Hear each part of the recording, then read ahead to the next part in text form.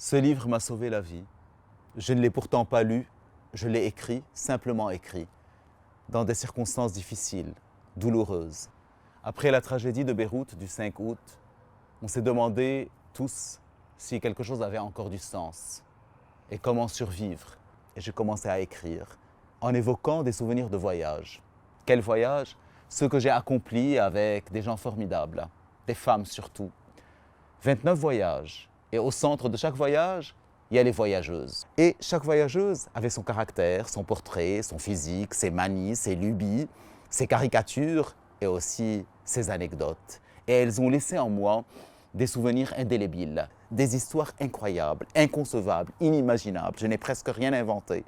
J'ai décidé de les raconter et j'ai commencé à écrire d'abord, spontanément, et les chapitres se sont succédés d'eux-mêmes.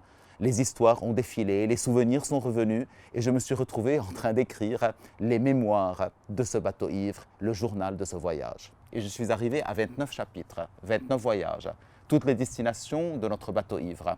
Nous avons été en France, nous avons été au Mexique, en Argentine, en Patagonie, en Chine, au Tibet, en Arménie, en Géorgie, au Cambodge, au Vietnam. Je voudrais vous montrer un peu que dans ce livre, on retrouve l'humour, la drôlerie, mais on retrouve aussi des histoires de cœur, des histoires d'amour, des histoires d'affection, et on retrouve aussi des histoires plus graves, où il est question de mort, où il est question de séparation, de rupture. Lorsque nous avons été au Japon, il a fallu passer, bien entendu, par la cérémonie du thé.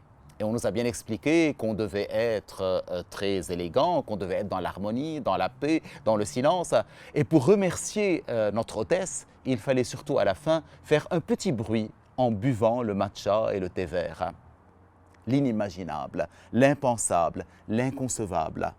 La pauvre Loris, désemparée par l'imprévu, par cette responsabilité pour laquelle elle ne s'était pas préparée, pressée d'agir, de donner forme et consistance au rituel, ne sait plus par où commencer. Elle confond les étapes, tout se mêle dans sa tête. Elle se trompe de direction pour le bol, elle tourne la face neutre vers nous, se corrige, la retourne vers elle, la porte à ses lèvres, les suspend, terrorisée par la couleur du breuvage. Reprend courage, crispe sa bouche en cœur, en canard, en tremplin, la colle à la tiède paroi, laisse couler le liquide au fond de la gorge, et puis, oh mon Dieu, elle sirote d'abord une fois, puis 2 fois, puis 4 fois, puis 8 fois, avec un bruit strident. Allant crescendo de plus en plus fort, elle aspire, inspire, s'essouffle, elle suce, siffle, vampirise le bol, comme s'il fallait faire entendre à tous les convives, à la chambre, au Musée national de Tokyo, à tout l'archipel, combien elle est reconnaissante, comme si sa dignité de première dame en dépendait, comme s'il s'agissait d'une question de vie ou de mort. Nous restons tous bouche bée.